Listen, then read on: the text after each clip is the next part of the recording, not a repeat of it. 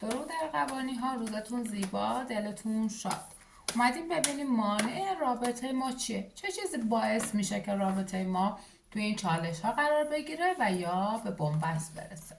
ما خیلی تردید میکنیم و خودمون رو مقصر میدونیم. گاهن فکر میکنیم که فقط اون که مقصره من هستم، درست دلجویی نکردم، درست دلبری نکردم.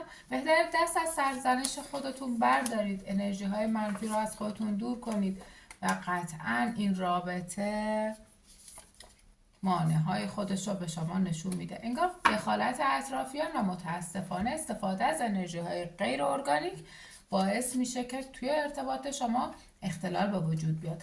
اگر این مانع ها مثل دعا، جادو، طلسم های خشک و سرد و سیاه رو از زندگیتون بیرون کنید، قطعا معجزه رو توی رابطتون خواهید دید.